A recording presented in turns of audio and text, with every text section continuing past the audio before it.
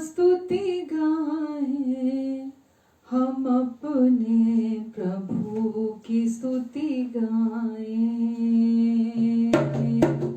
Hallelujah स्तुति गाएं, हम अपने प्रभु की स्तुति गाएं। ओ अच्छा है, भला है, मेरा यीशु अच्छा है, अच्छा है, भला है, मेरा यीशु अच्छा है, मेरे लिए पर्याप्त है। अच्छा है, भला है, मेरा यीशु अच्छा है, मेरे लिए पर्याप्त है। धन्यवाद स्तुति गाएं, हम अपने प्रभु की स्तुति गाएं। हालेलुया स्तुति गाएं, हम अपने प्रभु की स्तुति गाएं। अच्छा है, ओ अच्छा है, भला है, मेरा यीशु अच्छा है, अच्छा है, भला है, मेरा यीशु अच्छा है, मेरे लिए पर्याप्त है। अच्छा है, भला है, मेरा यीशु अच्छा है, मेरे लिए पर्याप्त है। धन्यवाद स्तुति गाएं, हम अपने यीशु की स्तुति गाएं। हालेलुया स्तुति गाएं, हम अपने यीशु की स्तुति गाएं। ओ लाल समंदर जैसी आजमाइश हो, यीशु तेरे आगे चलेगा। लाल समंदर जैसी आजमाइश हो, यीशु तेरे आगे चलेगा। विश्वास से आगे बढ़ो तुम, समंदर में रास्ते खुलेंगे। मैं हालेलुया, विश्वास से आगे बढ़ो तुम, समंदर में रास्ते खुलेंगे। धन्यवाद स्तुति गाएं, हम अपने प्रभु की स्तुति गाएं।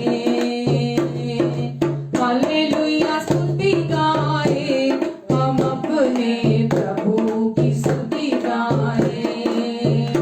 ओ यरीहो जैसी बाधाएं हो, अगुवाई यीशु करेगा। यरीहो जैसी बाधाएं हो, अगुवाई यीशु करेगा। डरेंगे नहीं, घबराएंगे नहीं, स्तुति से हम जय पाएंगे। आमेन। डरेंगे नहीं, घबराएंगे नहीं, स्तुति से हम जय पाएंगे। ओ धन्यवाद स्तुति गाएं, हम अपने यीशु की स्तुति गाएं। हालेलुया स्तुति गाएं, हम अपने यीशु की स्तुति गाएं। ओ शरीर प्राण और आत्मा भी मुश्किल में पड़ जाए तो, शरीर प्राण और आत्मा भी मुश्किल में पड़ जाए तो, स्तुति गीतों को गाने से प्रभु से सामर्थ मिलेगी। आमेन। हालेलुया स्तुति गीतों को गाने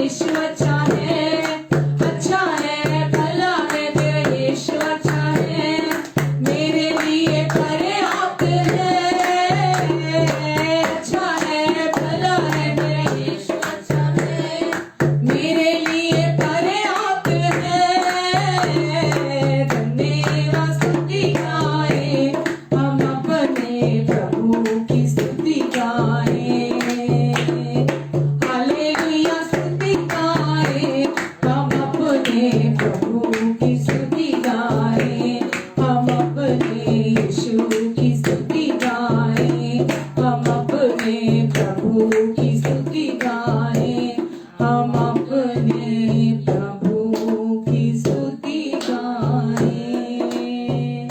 आमेन, हालेलुया।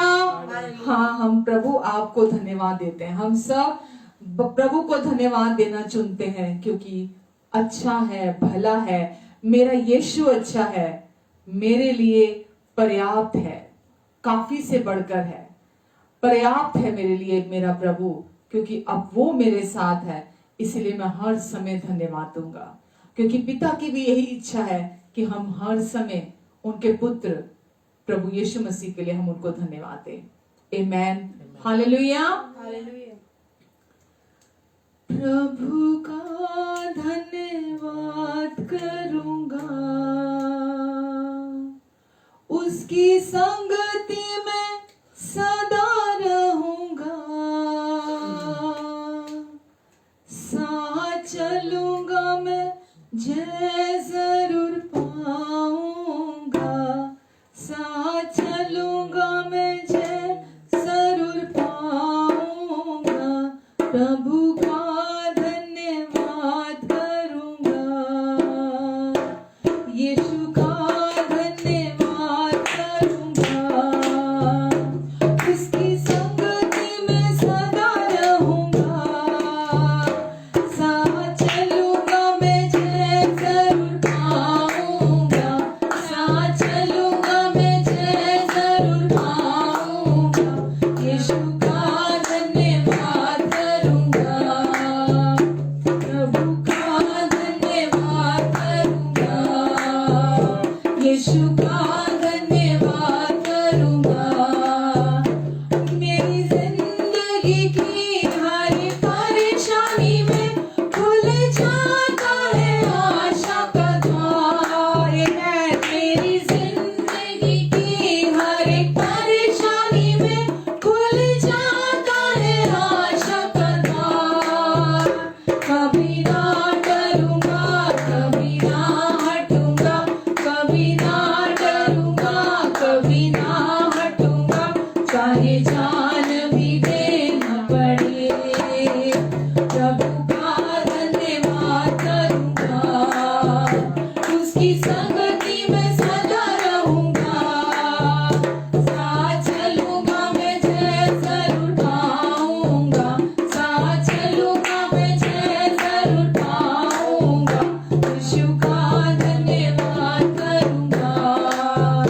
ना देगी मुझे दुनिया कभी भी कोई सुख और शांति आराम, ना देगी मुझे दुनिया कभी भी कोई सुख और शांति आराम, मेरे यीशु के साथ धन्य संगति में, मेरे यीशु के साथ धन्य संगति में सदा मिलती खुशी मुझको, प्रभु का धन्यवाद करूंगा, उसकी संगति में सदा रहूंगा, साथ चलूंगा मैं जय जरूर पाऊंगा, साथ चलूंगा मैं जय जरूर पाऊंगा, यीशु का धन्यवाद करूंगा, प्रभु का धन्यवाद करूंगा, यीशु का धन्यवाद करूंगा, प्रभु का धन्यवाद करूंगा, यीशु का धन्यवाद करूंगा, प्रभु का धन्यवाद करूंगा, यीशु का धन्यवाद करूंगा, प्रभु का धन्यवाद करूंगा। आमेन, हालेलुया। क्योंकि यीशु ने हमें पहले ही जयवंत से बढ़कर ठहरा दिया है। वचन कहता है हम यीशु में पहले से ही जयवंत हैं। हम धन्यवाद देते हैं यीशु को, क्योंकि हम यीशु में पहले से ही जयवंत हैं, और हम पिता का धन्यवाद देते हैं। हम उस जय में हर दिन चलते हैं, विजय से शुरुआत करते हैं। हम विजय के लिए नहीं चलते, हम विजय के स्थान से शुरुआत करते हैं, हम जय के स्थान से शुरुआत करते हैं और हम हर दिन अपनी परिस्थितियों में विजय को पाते हैं। आमेन, हालेलुया। प्रभु यीशु, हम आपको धन्यवाद देते हैं। प्रभु जी, आप हमारे अच्छे यीशु हैं, हमारे अच्छे प्रभु हैं। प्रभु जी, आपने जो कुछ हमें दे दिया, हमारे लिए पूरा कर दिया, जीवन के हर दिन के लिए हमारे लिए वो काफी है। प्रभु जी, आज आपने फिर से हमें इकट्ठा किया अपनी इस फेलोशिप में। प्रभु, आप इस समय हमें, हमारे साथ, हमारे लिए, हमारे बीच में हैं, ताकि प्रभु हम आपकी ओर ताकें, हम हर परिस्थिति में हर समय आपकी ओर ताकें, क्योंकि प्रभु हमें बल आपसे मिलता है, हमें ब्लेसिंग्स आपसे मिलती हैं, हमें हमारे जीवन में छुटकारा आपसे मिलता है, चमत्कार आपके द्वारा हमारे जीवन में होते हैं। प्रभु, हम आप ही की ओर आज भी ताकते हैं यीशु। और प्रभु, आज आपके वचन को जो आप हमें देने जा रहे हैं, हम उसके लिए आपको धन्यवाद देते हैं। प्रभु, हर देखने और सुनने वाले हमारे प्रिय जन को आपके अनुग्रहकारी हाथों के नीचे देते हैं। परमेश्वर, आप इनके हृदयों में आज अपने वचन के बीज को बोने जा रहे हैं। हर एक व्यक्ति की अंडरस्टैंडिंग आज खुल जाए यीशु के नाम से, ताकि प्रभु ये आपके अनुग्रह से उसे पाए जो आज आपने इनके लिए रखा है। प्रभु, ये उसे रिसीव करने वाले बने। आप इनकी मदद करें, आप इनकी सहायता करेंगे, मेरी भी मदद करेंगे परमेश्वर। और आप कहते हैं, मैं तुझे बुद्धि और बोल दोनों दूंगा। प्रभु, आपकी बुद्धि मुझ में से होकर बोलेगी, आपके वचन, आप पवित्र आत्मा जी, आप मेरे द्वारा लोगों के हृदयों में बोएंगे। प्रभु, मेरे सर्वस्व को आप अपनी महिमा के लिए इस्तेमाल करने जा रहे हैं। मैं इसके लिए आपको धन्यवाद देती हूँ। प्रभु, हम आज आपकी महिमा को देखने जा रहे हैं। हमारी सोच और समझ से बढ़कर, मांगने और प्रार्थना से अधिक, अब सारी बातों को सिद्धता से पूरा करने जा रहे हैं। आमेन, amen and amen. Hallelujah, hallelujah. कैसे हैं आप सब? आशा करती हूँ आप सब अच्छे होंगे, बहुत अच्छे होंगे। और आज प्रभु ने आज फिर हमें ये समय और मौका दिया, स्पेशली इस साल के अंत में। आज हमारा ये आखिरी हमारी सर्विस है और प्रभु ने ये मौका दिया था कि हम फिर से प्रभु के वचन को सीखें और अपने जीवन में जो कुछ भी परमेश्वर ने इस बीते साल में हमारे जीवन में अपनी करुणा और अपनी भलाई को दिखाया है, हम उसके लिए परमेश्वर को धन्यवाद दें। आमेन, हालेलुया। क्योंकि परमेश्वर का वचन हमसे वायदा करता है कि क्योंकि प्रभु मेरा चरवाहा है, इसीलिए मुझे कभी कोई घटी नहीं होगी। भजन संहिता 23 में। और उसी भजन में लिखा है कि सदा करुणा और भलाई अब तेरा पीछा करेगी। और ये 2020 में हमने देखा है कि बावजूद इसके कि बहुत कुछ इस साल में घटा, बहुत कुछ हुआ। शारीरिक संसार में हमने देखा, जो कोविड-19 का हमने प्रकोप देखा चारों तरफ। शारीरिक रीति से तो बहुत नुकसान बहुतों को हुआ, लेकिन स्पिरिचुअली अगर देखा जाए, आत्मिक तौर से देखा जाए, तो परमेश्वर ने अपने लोगों को बढ़ाया है इस समय पर। परमेश्वर ने इस समय, क्योंकि वचन में लिखा है, जो युक्ति उत्पत्ति में लिखा है, जो युक्ति शत्रु ने मेरे बुरे के लिए तैयार की थी, परमेश्वर ही है जो उन्होंने उन सारी बुराइयों को मेरी भलाई में पलट के रख दिया। आमेन। तो जो कुछ भी 2020, जब हम बिल्कुल उसके आखिरी पड़ाव में हैं, जो कुछ भी इस 2020 में हुआ, परमेश्वर हमारे प्रेमी और अच्छे पिता हैं, वो हमारे भले पिता हैं। और जो कुछ भी इस 2020 में हुआ, उसके जिम्मेवार वो नहीं है, उसके पीछे परमेश्वर का हाथ नहीं है। परमेश्वर कभी भी किसी दुख, पीड़ा, आंसू, किसी भी जो पैंडेमिक था, या जो कुछ भी प्राकृतिक आपदाएं होती हैं, ये जो कुछ भी बुरा घटता है हम हमारे चारों तरफ या लोगों की जिंदगियों में, परमेश्वर उसके पीछे नहीं होते, परमेश्वर का हाथ उसके पीछे नहीं होता, परमेश्वर उसके लिए जिम्मेवार नहीं होते हैं। तो जब हमें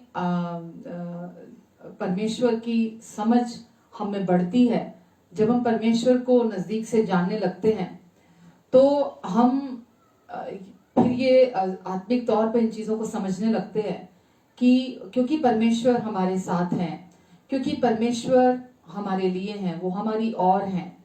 परमेश्वर हमारे विरोधी नहीं है, परमेश्वर हमारे पक्ष में है। परमेश्वर सदा हमारे हमारे पक्ष में काम करते हैं, हमारे लिए भलाइयों को उत्पन्न करते हैं। चाहे कुछ भी हो, उनका अनुग्रह हर समय हमारे फेवर में काम करता है। तो जब हम इन सच्चाइयों को अपने जीवन में अनुभव करते हैं परमेश्वर की, तो हम ये कभी नहीं कहते कि ये कभी हमारी सोच में भी ये नहीं आता कि परमेश्वर को लेकर कोई भी नकारात्मक विचार हमारे मन में नहीं आता, क्योंकि हम अनुभव से ये जान जाते हैं कि परमेश्वर कितने अच्छे, कितने प्रेमी, कितने भले पिता हैं। इसीलिए मैं कह रही हूँ कि ये 2020 में जो कुछ भी हुआ, जब हम आखिरी पड़ाव में हैं, हम नाश नहीं हुए, ये उसकी करुणा का ही फल है। हम आज सच्चे परमेश्वर को जानते हैं, ये भी उनकी करुणा का, उनकी दया है जो आज हम उन्हें जानते हैं। आज जो जो उनका हृदय हमारे लिए है, जो प्रेम उनके हृदय में हमारे लिए है, जो वो हमारे विषय जो उनके विचार हमारे विषय, जो भलाई के अनगिनत विचार उनके मन में हमारे विषय में है परमेश्वर के, वो हम जानते हैं कि अनगिनत विचार जो परमेश्वर के हृदय में है, वो हमारे केवल और केवल हमारी भलाई के हैं। और जब हम ये जानते हैं कि वो केवल और केवल हमारी भलाई के लिए हैं, तो हमारा हृदय, हमारी जुबान, केवल जुबान नहीं, हमारा हृदय, हमारी जुबान, हमारा सर्वस्व, हर समय हम परमेश्वर को धन्यवाद देते हैं। हमारे मुख से, दिल की गहराइयों से उमड़ता हुआ धन्यवाद हमारे अंदर से निकलता है, क्योंकि हम जानते हैं कि परमेश्वर हमारे भले पिता हैं। जब हम इस संसार के शारीरिक माता पिता को देखते हैं, तो इस संसार के शारीरिक माता पिता कभी भी अपने बच्चों को सजा या दंड के रूप में कोई बीमारी, कोई भी एक्सीडेंट, कोई ये कोविड-19, कोई भी ऐसी चीज कभी भी अलाउड नहीं करेंगे अपने बच्चों की जिंदगी में। कभी भी वो नहीं सोचेंगे, कभी भी एक कामना भी नहीं करेंगे उसकी कि अब मेरा बच्चा मुझे कितना भी दुखी करता है, कितना भी मुझे तंग करता है, कितना भी रिबेल करता है, मेरे बच्चे का रास्ते में जाए और एक्सीडेंट हो जाए, मेरे बच्चे को ये बीमारी लग जाए, मेरा बच्चा मर जाए। कोई भी माँ बाप ऐसा कभी नहीं चाहते हैं। तो जब ये संसार के शारीरिक माता पिता कभी भी अपने बच्चों के प्रति ऐसे विचार नहीं रखते हैं, कभी ऐसी कल्पना भी नहीं करते हैं, तो परमेश्वर जो हमारे आत्मिक पिता हैं, उनके विचार, बाइबल कहती है, हमारे प्रति अनगिनत हैं, उनकी गिनती भी नहीं की जा सकती। और वो विचार जो उनके मन में हमारे प्रति हैं, वो अनगिनत जो हैं, वो हमारी भलाई के लिए हैं, हमारे अच्छे के लिए हैं। तो वो विचार हमारे लिए जो वो सोचते हैं, वो ना तो हमारे दुख के हैं, ना पीड़ा के हैं, ना आंसू के हैं, ना कमी के हैं, ना कट्टी घटी के हैं, ना हमें श्राप देने के हैं, ना हमसे कोई बदला लेने के लिए है, ना हमें कोई नुकसान पहुंचाने के लिए किसी भी तरह से, ना किसी भी और बुराई के लिए परमेश्वर के विचार नहीं है। तो परमेश्वर हमारे प्रेमी और भले पिता हैं, और वो चाहते हैं कि हम उनके प्रेम को, उनकी भलाइयों को, उनकी करुणा को, उनकी सच्चाई को, उनके अनुग्रह को हम अब पर्सनली एक्सपीरियंस करें अपने जीवन में। क्योंकि जब तक हम अनुभव नहीं करते, तब तक हम एक भावनात्मक इंसान होकर जीते रहते हैं। हम अपने इमोशंस के थ्रू ड्राइव हमारे भीतर से हम होते हैं। तो परमेश्वर नहीं चाहते कि हम केवल इस संसार के ज्ञान के अनुसार जिएं, इस संसार के समझ के अनुसार हम अपना जीवन जिएं। परमेश्वर चाहते हैं कि हम सच्चाई को जानें, जो परमेश्वर की सच्चाई है, और हम उसके द्वारा इस जीवन को शांति के साथ, शांति से भरा हुआ हम जीवन जिएं। आमेन। हम अपने जीवन में अभ्यास करते हैं, प्रैक्टिस करते हैं, जो भी हम जिस भी चीज की प्रैक्टिस करते हैं, हम वही बन जाते हैं। हम वही क्या बोलूं, जो भी हम अपने जीवन में अपने अंदर सोचते हैं, और जो भी हम बाहर से अभ्यास करते हैं, हम वही प्रोड्यूस करने लगते हैं, वही उत्पन्न होने लगता है। तो परमेश्वर चाहते हैं कि हम हर समय परमेश्वर का ज्ञान रखें, यानी कि परमेश्वर का की समझ रखें। एक्चुअल में परमेश्वर कौन है, वो कैसे हैं, वो हमारे प्रति कैसे विचार रखते हैं, हम उनकी सच्चाई को जानें, परमेश्वर की भलाइयों की तरफ देखें। और फिर जब आप इस सच्चाई को अपने अंदर भरेंगे तो आप क्या प्रोड्यूस करेंगे अपने अंदर से? आप सच्चाई को प्रोड्यूस करेंगे, आप अनुग्रह को प्रोड्यूस करेंगे, आप धन्यवाद को प्रोड्यूस करेंगे। अगर आप परमेश्वर को जानते होंगे, अनुभव कर अपने जीवन में आपने किया होगा। मेरे प्रियो, मैं बहुत बार आपको बोलती हूँ कि चीजों को ज्ञान के तौर पर हासिल करना और चीजों को अपने भीतर एक रेवलेशन के तौर पर अंदर परमेश्वर ने आपको अपना आत्मा दिया है, पवित्र आत्मा दिया है। चीजों को पवित्र आत्मा के प्रकाशन से प्राप्त करना, यानी कि उनका सही अर्थ समझना और फिर उसे पवित्र आत्मा से उसका इंटरप्रिटेशन, उसका प्रकाशन पवित्र आत्मा से समझना, उसको अपने जीवन में परिस्थितियों के द्वारा जब हम किसी भी सिचुएशन में से होकर गुजर कर जाते हैं तो ही हम वचन को समझ सकते हैं कि वचन एक्चुअली में क्या कहता है। जैसा वचन कहता है कि परमेश्वर चंगा करने वाले परमेश्वर है। अब सोचिए, एक बीमार व्यक्ति ही जब परमेश्वर को जब वो ये वचन जानता है अपने ज्ञान के तौर पर कि परमेश्वर चंगा करने वाले परमेश्वर है, क्योंकि यीशु के कोड़े खाने से मैं, वचन कहता मैं चंगा हो गया हूं। अब जब व्यक्ति के जीवन में सिम्टम्स आते हैं कोई भी किसी भी तरह के, तो वो उन सिम्टम्स के दौरान, उस रोग और बीमारी के लक्षणों के दौरान वो परमेश्वर के इस वचन को अपने जीवन में लेता है, चुनाव करता है और परमेश्वर को उस चंगाई के लिए धन्यवाद देना शुरू करता है। तो ही वो ये जान पाता है, मैनिफेस्टेशन होता है उसकी जिंदगी में। फिर जब उस वचन को लेता है विश्वास के साथ, धन्यवाद के साथ, तो ही वो जान पाता है कि सचमुच परमेश्वर चंगा करने वाले परमेश्वर है।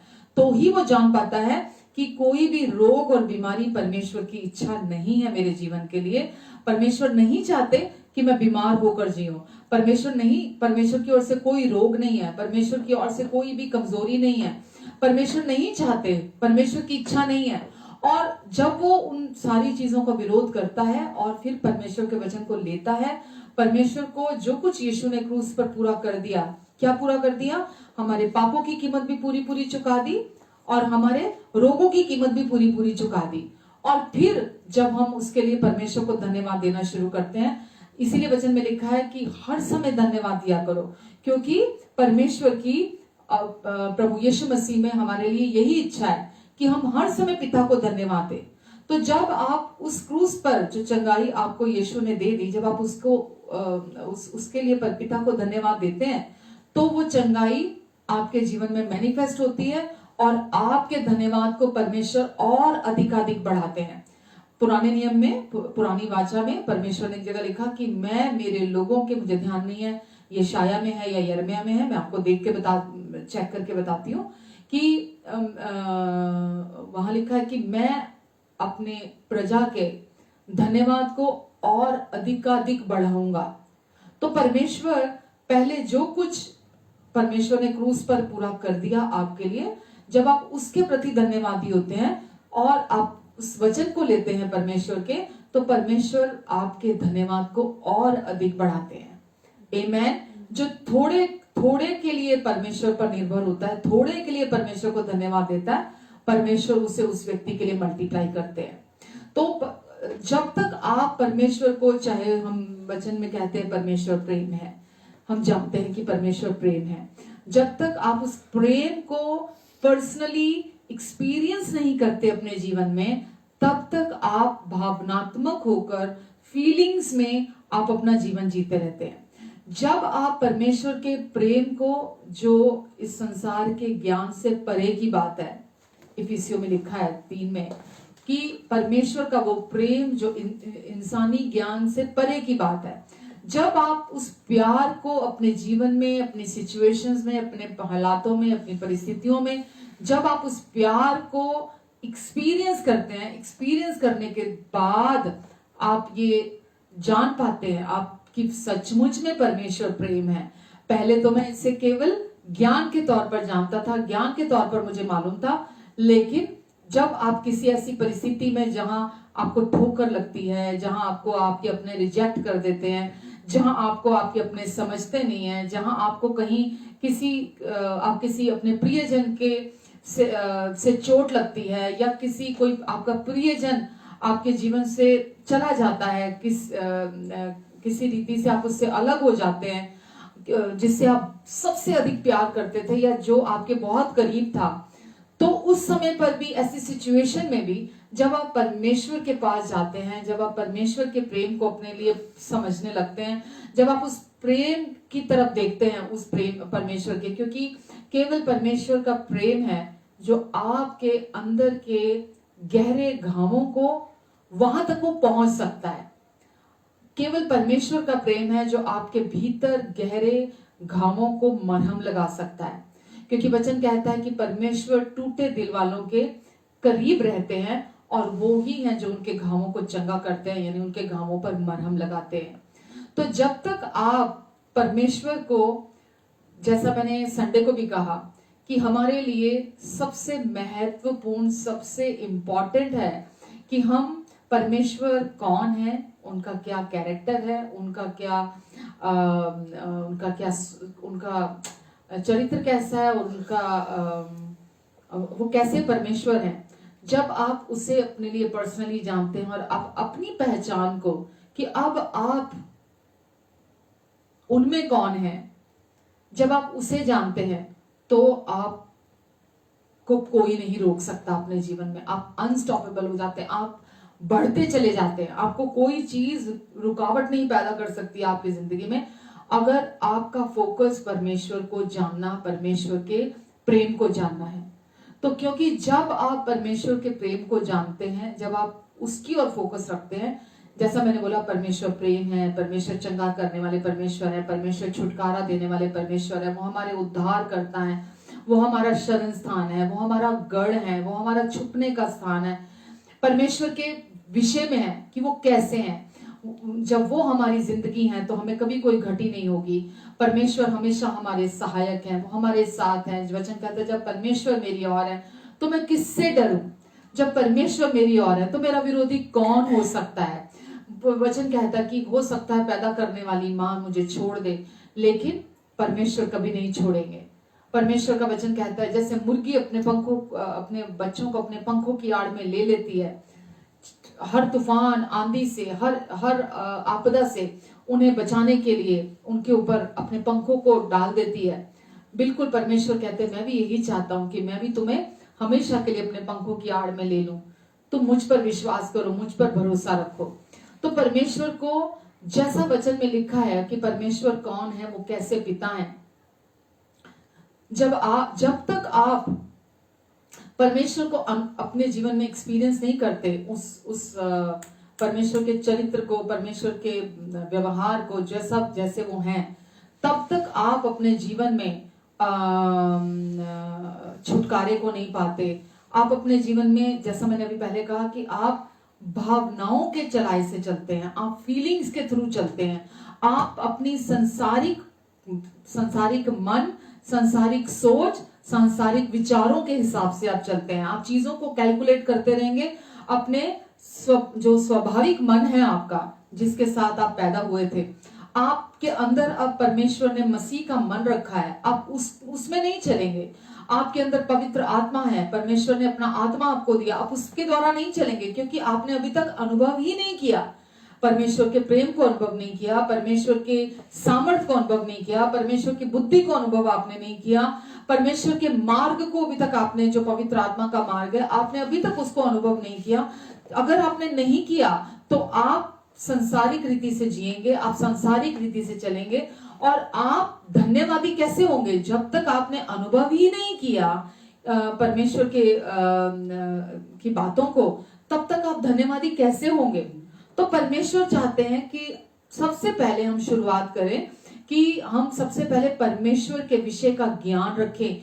जब हम परमेश्वर के विषय का ज्ञान रखेंगे कि वो कैसे पिता हैं, वो हमारे प्रेमी पिता हैं, वो हमसे अपने पूरे दिल से प्यार करने वाले पिता हैं, हमें अपनी पूरी सामर्थ्य से प्यार करने वाले पिता हैं, अपने पूरे आत्मा प्राण शक्ति से, अपनी बुद्धि से वो हमें प्यार करते हैं। जब आप ये जानने लगते हैं कि परमेश्वर आपसे प्यार करते हैं, आप उनके विषय में खोजते हैं वचन में, आप परमेश्वर को सुपरफिशियली नहीं देखते हैं कि चलो अब पता चल गया, हाँ चलो ये भी पता चल गया, ये भी कुछ एक चीजें पता चल गई, चलो यीशु कौन है, परमेश्वर कौन है, चलो ये सुपरफिशियली आपने देख लिया, आपको इसका ज्ञान हो गया। तो ज्ञान घमंड उत्पन्न करता है। ज्ञान आपको दीन होना नहीं सिखाता, ज्ञान आपको धन्यवादी होना नहीं सिखाता, ज्ञान आपके अंदर घमंड उत्पन्न करता है। पर परमेश्वर चाहते हैं कि हम हमेशा हर समय हम धन्यवादी बने रहें, हम हर समय परपिता को धन्यवाद दें, हर समय हम परमेश्वर को जो कुछ उन्होंने हमारे लिए क्रूस पर पहले ही पूरा कर दिया, हम उसके लिए पिता को धन्यवाद दें। आमेन। और जब हम परमेश्वर के इस जीवन को हम अपने जीवन में शुरुआत करते हैं, थोड़े से बहुत की जरूरत शुरुआत में नहीं होती है। हम जैसे ही शुरुआत करते हैं और हम थोड़े से शुरुआत करते हैं, हम वहां से धन्यवाद देना शुरू करते हैं। जो थोड़ा भी काम परमेश्वर ने हमारी जिंदगी में किया है, जो कुछ भी हमें परमेश्वर ने हमारे जीवन में दिया है, जब हम वहां से शुरुआत करते हैं तो परमेश्वर का प्रॉमिस है कि वो हमारे धन्यवाद को अधिकाधिक बढ़ाएंगे और अधिक बढ़ाएंगे। तो हम पैसिव होकर ना बैठे रहें, अपना मुंह बंद करके अपने जीवन में हम कि अब तो अनुग्रह बहुत है, चलो अब तो कोई जरूरत नहीं है कुछ करने की, अब तो जरूरत नहीं कुछ बोलने की, क्योंकि परमेश्वर का अनुग्रह बहुत है, ऑटोमेटिकली अपने आप सब कुछ हो जाएगा। ऑटोमेटिकली सब कुछ अपने आप नहीं होता। परमेश्वर जैसा वचन में लिखा है, जैसा हमने अभी देखा पहला थिस्सलुनी में है कि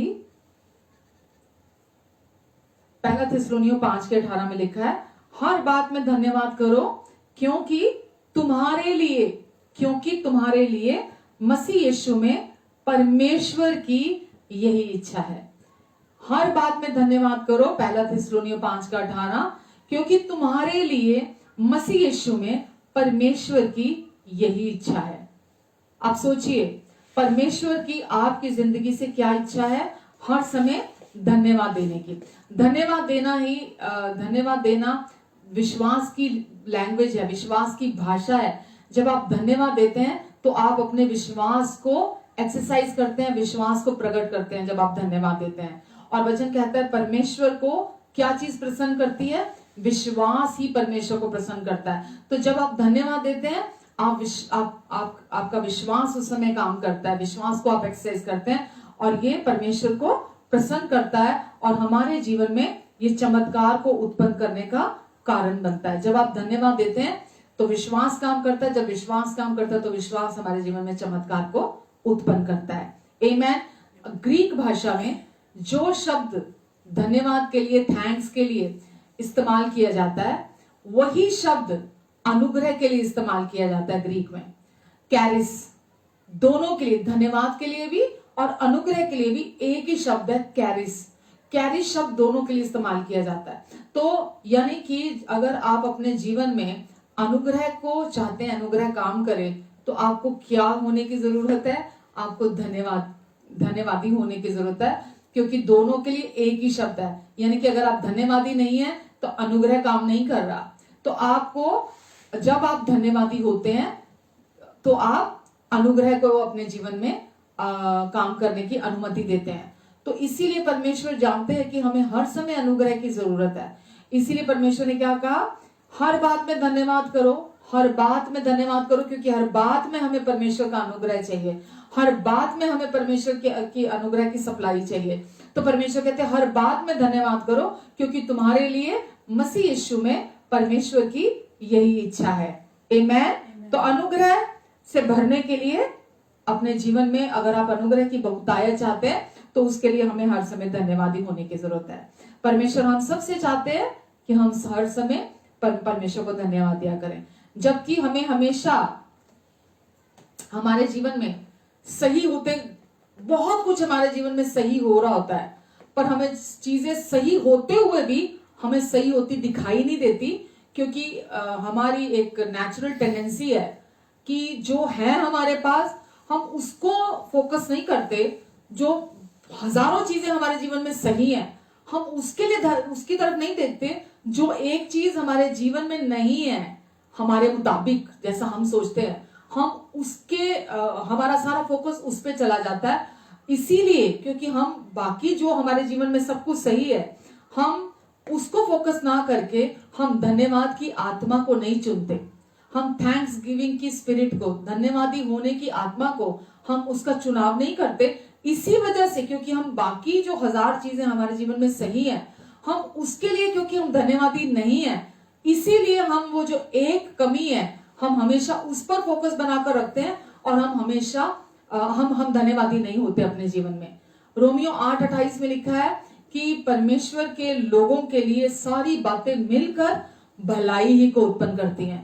कौन लोग? वे लोग जो परमेश्वर की इच्छा से बुलाए गए हैं, यानी कि जो परमेश्वर की इच्छा से बुलाए गए हैं और जो परमेश्वर की इच्छा को जानते हैं। जो परमेश्वर की इच्छा क्या है कि हम हर समय धन्यवादी बने रहें और हर समय पिता को उनके पुत्र के लिए प्रभु यीशु मसीह में हम धन्यवाद उनको दें। तो हमारे विषय में जो चीज है कि हम दसियों चीजें छोड़कर, सैकड़ों चीजें, हजारों चीजें छोड़कर जो एक चीज सही नहीं है हम सारा समय बर्बाद कर देते हैं उसे सोचने में, हम सारा समय बर्बाद कर देते हैं उसके उस नकारात्मक बात के विषय में कि ये मेरे जीवन में सही नहीं है, ये सही नहीं है, ये सही नहीं है, ये कब सही होगा, ये कब सही होगा, ये क्यों प्रॉब्लम है मेरे जीवन में, ये कब खत्म होगी, ये कब खत्म होगी। बाकी हजारों चीजें आपके जीवन में सही हैं, लेकिन दुष्ट का भी काम कंट्रीब्यूशन इसमें होता है कि आपके जीवन में जो सब कुछ सही है आपका ध्यान उसमें से हटाकर सारा ध्यान आपका उस नकारात्मक चीज पर बनाकर रखे जो आपके जीवन में सही नहीं है, और हमारे पास जो नहीं है उसकी ओर झुकाव हमारा बना रहे, बजाय उसके जो सब कुछ सही है हमारी जिंदगी में उसकी ओर हमारा झुकाव ना हो। तो हमें यहाँ ये समझने की जरूरत है कि जब हम परमेश्वर को उसके लिए धन्यवाद देते जो हमारे पास है, तो परमेश्वर उसे हमारी जिंदगी में बहाल करते हैं जो हमारे पास नहीं है। तो ये बिल्कुल ये स्पिरिचुअल लॉ है हमारी जिंदगी में जो परमेश्वर ने इस्टेब्लिश किया है कि आपको सबसे पहले जो आपके पास है आप उसके लिए धन्यवाद दें, चाहे वो पहले थोड़ा ही क्यों ना हो, पहले आप उसके लिए धन्यवाद दें। जब आप थोड़े के लिए धन्यवाद देते हैं तो परमेश्वर आपकी ना केवल जरूरत पूरी करते हैं, परमेश्वर आपको जरूरत से भी कहीं अधिक बढ़कर बहुतायत से आपको प्रोवाइड कराते हैं। जैसा कि प्रभु यीशु मसीह जब 5000 लोगों को खाना खिलाना था तो वहां पर जिस जगह पर वो थे वहां कोई खाने की कोई चीज नहीं थी वहां पर। तो दिन भर से वो लोग प्रभु यीशु मसीह के साथ थे, वो 5000 लोग। तो यीशु उन्हें भूखा जाने नहीं देना चाहते थे। तो यीशु ने वहां पूछा, ये हमारे लिए उदाहरण सेट करने के लिए कि किसी के पास कुछ थोड़ा सा खाने के लिए है। तो वहां एक छोटा बालक था, उसके पास 5 रोटी 2 मछली थी। तो उसने चेलों ने बोला कि एक बालक है, इसके पास 5 रोटी और 2 मछली है। यीशु ने बोला लाओ, और यीशु ने वचन में लिखा है यीशु ने धन्यवाद दिया, धन्यवाद देके तोड़ी और फिर उसे 5000 लोगों में बांट दिया। और वचन में लिखा है कि वो 5 रोटी 2 मछली जब उन 5000 लोगों में बांटी गई तो सबने पेट भरकर जी भरकर उसे खाया, और उसके बाद 12 टोकरे भरकर जो बाद में बच गया वो खाना। तो आप देखिए, अगर आप लॉजिकली इसको देखेंगे, क्या 5000 लोग 5 रोटी 2 मछली से पेट भर के खा सकते हैं? कोई नहीं खा सकता। 5 रोटी 2 मछली कितने लोगों के हिस्से आएगी? अगर कोई भूखा होगा बहुत तो एक अकेले के लिए वो काफी है। लेकिन प्रभु यीशु मसीह ने वो जो थोड़ा था धन्यवाद दिया उसके लिए, और धन्यवाद देकर जब तोड़ा और बांटा तो वो इतने लोगों में बांटा गया कि वो कम नहीं पड़ा, वो बहुत बढ़ गया। तो परमेश्वर ने हमें दिखाया कि जब हम धन्यवाद देते किसी भी चीज के लिए तो वो बढ़ जाता है, वो थोड़ा नहीं होता। धन्यवाद हमारी जिंदगी में चमत्कार को लेकर आता है। तो हम हमेशा कमी की तरफ फोकस ना रखें, घटी की तरफ फोकस ना रखें, बल्कि धन्यवाद की हम सामर्थ को जानें कि हम जब हर समय हर परिस्थिति में धन्यवादी बने रहते हैं तो परमेश्वर ही है जो हमारी जिंदगी में अद्भुत रीति से काम करते हैं, अद्भुत दरवाजों को खोलते हैं। एक और ये तो था मत्ती 14 में 17 से 21 तक थी ये कहानी, जो प्रभु यीशु मसीह ने 5000 लोगों को खाना खिलाया। ऐसे ही एक और है यूहन्ना में 11 का 41 में लिखा है वहां पर कि वहां पर प्रभु यीशु मसीह का एक मित्र था लाजर नाम का, और वो प्रभु यीशु मसीह की अनुपस्थिति में वो पीछे से मर जाता है। और प्रभु यीशु मसीह जब वापस लौट कर आते हैं तो तब तक वो 4 दिन से ऊपर उसे हो गए होते हैं मरे हुए। तो प्रभु यीशु मसीह आकर अपने उस लाजर की कब्र के बाहर खड़े हैं और भीड़ की भीड़ वहां इकट्ठा है, वहां जमा है। तो प्रभु यीशु मसीह ने ये कहा था कि वो मरा नहीं है और परमेश्वर की महिमा उसके द्वारा परमेश्वर दिखाएंगे। तो प्रभु यीशु मसीह उस कब्र के बाहर खड़े हैं और वचन में लिखा है कि प्रभु यीशु मसीह ने वहां आकर खड़े हुए तो कहा, ये पत्थर जो उसके सामने कब्र के सामने है उस पत्थर को हटाने के लिए कहा।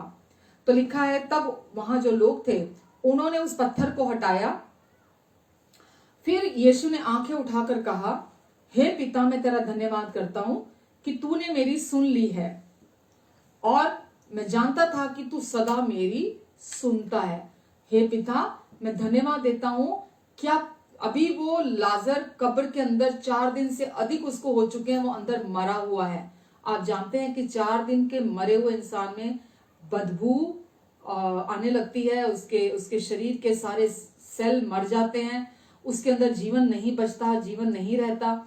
और प्रभु यीशु मसीह ने जब वो कब्र के सामने से पत्थर हटाया तो प्रभु यीशु मसीह ने क्या कहा?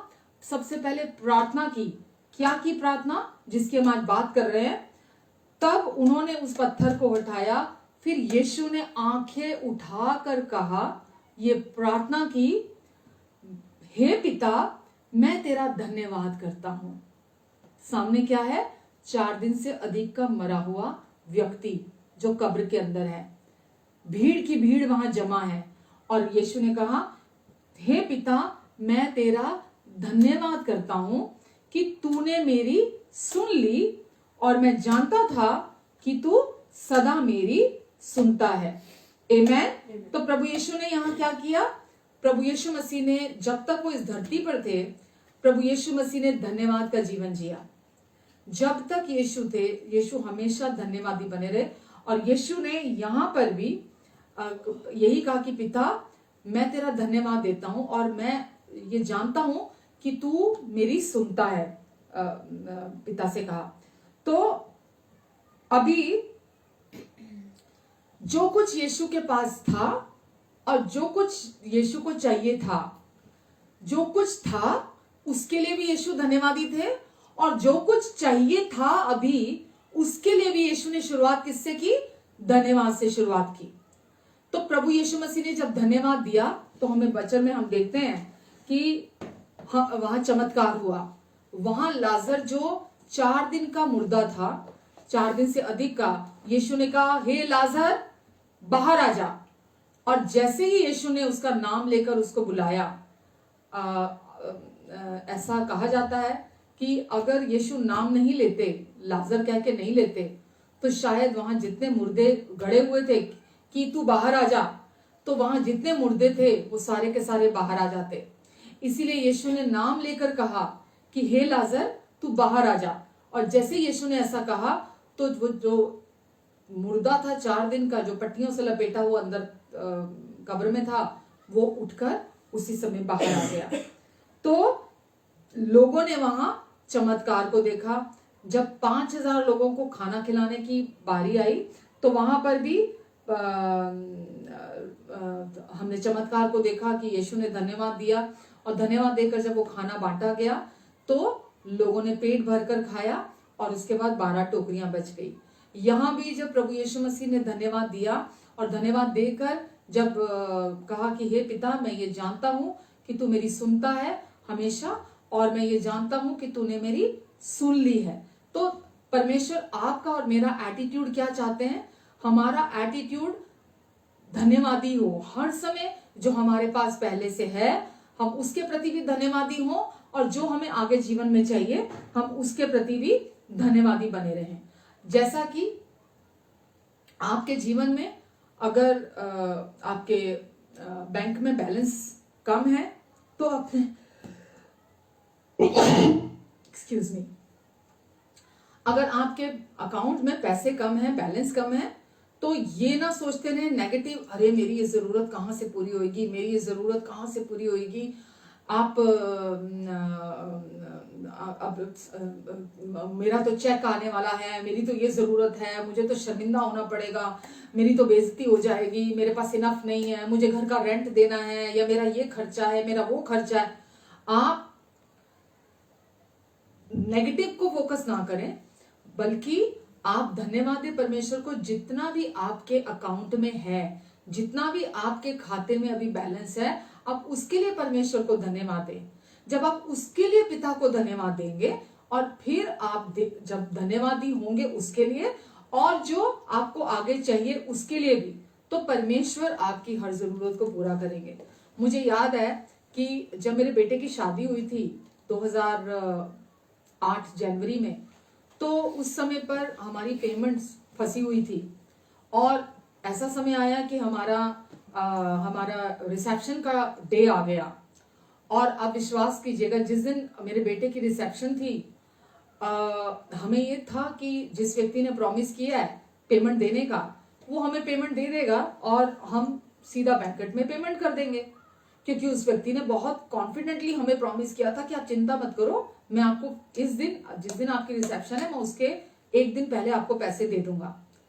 अब जिस दिन हमारे रिसेप्शन थी, उससे एक दिन पहले हम सारी तैयारियां हो चुकी हैं और हमने रिसेप्शन के लिए इनवाइट सबको भेजा हुआ है, सब कुछ तो हुआ है। तो उस व्यक्ति ने मुकर गया, मना कर दिया कि नहीं, मैं नहीं दे सकता, मेरा अपना बंदोबस्त नहीं हुआ, या जो भी रीजन दिया उसने मना कर दिया। अब मेरे बेटे ने मुझे बोला कि मम्मा, उसने तो मना कर दिया, तो अब क्या करें, अब पेमेंट कैसे होएगी? क्योंकि बैंकेट में जाते ही पहले एडवांस पहले आपको वो पेमेंट जमा करानी होती है। तो मैं अपने अंदर इतनी पीस में थी, इतनी शांति में थी, क्योंकि जैसा मैंने अभी आपसे कहा कि जब हम परमेश्वर को लेकर, हम उन्हें लेकर कॉन्फिडेंट होते हैं, हम उन्हें जान जाते हैं अपने जीवन में, हम अपने जीवन के में अनुभव करते हैं कि वो कैसे प्रेमी और सच्चे और विश्वास योग्य पिता हैं, कैसे उन्होंने मेरा पास्ट में साथ दिया, कैसे उन्होंने मुझे संभाला, कैसे मैं टूटी हुई थी, मैं बिखरी हुई थी, मैं अपने जीवन में इतनी डिप्रेशन में थी, मैं डरों में थी, मैं चिंता में थी, कैसे उन्होंने मुझे पहले पास्ट में संभाला था। तो मैं अपने जीवन में कॉन्फिडेंट थी ये सोचकर कि परमेश्वर संभालेंगे, और परमेश्वर ने कभी शर्मिंदा पहले होने नहीं दिया और अभी भी वो शर्मिंदा होने नहीं देंगे। तो मैं बिल्कुल पीस में थी अपने अंदर से। मुझे नहीं पता था वो कैसे बंदोबस्त होगा, वो कैसे होगा। जैसा अब्राहम मेरा बहुत पसंदीदा चरित्र है वचन में, और जैसा उसके बारे में लिखा है कि विश्वास ही से, है ना, उसने हर कदम उठाया।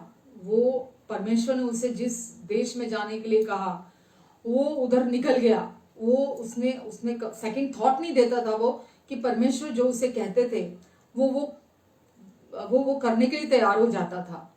तो हम भी तैयार हुए, रिसेप्शन के लिए जा रहे हैं और हमारे हाथ में कोई पेमेंट नहीं है, कोई पैसे नहीं है देने के लिए जो वहां देना था हमें। पर हम जा रहे हैं और मेरे बच्चे भी मेरा मुंह देख रहे हैं कि मम्मा का रिएक्शन क्या है, अब ऐसा कैसे होगा, कैसे सारी चीजें होंगी, वहां जाकर क्या जवाब देंगे हम, कोई भी बैंकेट में तो कोई उधार करता नहीं है, तो हम क्या करेंगे। और हमने तैयार होना शुरू किया और हम तैयार हुए। मेरा बेटा भी तैयार होने के लिए पार्लर चला गया और वहां पर उसने पार्लर में बैठे बैठे उसने फोन किया अपने किसी एक और क्लाइंट को जिससे पेमेंट आनी थी। तो जिसने मना कर दिया था पहले, बिल्कुल पूरी रीति से इनकार कर दिया था कि वो पेमेंट अभी नहीं देगा, उसके पास नहीं है। तो इसने उससे फोन किया, जैसे उसको फोन मिलाया तो इसने बताया होगा कि आज मेरी मैरिज है, मेरी रिसेप्शन है। तो उसने बोला कि दर्पण आज अभी किसी को भेज दे और आके मुझसे पेमेंट ले जाए। और आप ये सोचिए कि मुझे नहीं पता कि पेमेंट हो गई है, मैं अपने बाकी परिवार के साथ मैं उनके साथ बैंकेट में पहुंची हूँ। और बेटा जब वहां से आया, पार्लर से किसी को भेजा पेमेंट लेने के लिए, और जब वो आया तो उसने आकर मुझे आंसुओं से रोते हुए कहा कि मम्मा, परमेश्वर ने इस बार भी लज्जित होने नहीं दिया परमेश्वर ने, और परमेश्वर ने वो पेमेंट प्रोवाइड कराई है। परमेश्वर ने वो विश्वास योग्यता को दिखाते हैं जब आप उन पर भरोसा करते हैं, निर्भर होते हैं, जब आप उनका मुंह ताकते हैं, जब आप उन पर विश्वास करते हैं, तो वो सच्चे हैं, वो विश्वास योग्य हैं।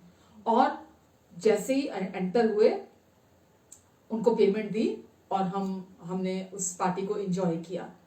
तो जब आप जो कुछ आपके पास है आप उसके लिए धन्यवादी होते हैं, तो परमेश्वर का अनुग्रह आपके जीवन में फ्लो करता है, आपके जीवन में काम करता है।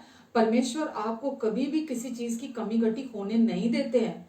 परमेश्वर कुछ भी करके, आप जब परमेश्वर की बात सुनते हैं, परमेश्वर की बात मानते हैं, जैसा वो आपके हृदय में आपको गाइड करते हैं, तो परमेश्वर ही है जो आपके लिए उत्तम मार्ग तैयार करते हैं। आप हर समय, आपका काम केवल इतना ही है कि आप हर समय हर परिस्थिति में केवल धन्यवादी बने रहें। जब आप धन्यवादी बने रहेंगे तो आपके जीवन में परमेश्वर जैसा लाजर जिंदा हुआ, मुर्दा जिंदा करने वाली परिस्थिति, मुर्दा जिंदा करने वाला चमत्कार हुआ।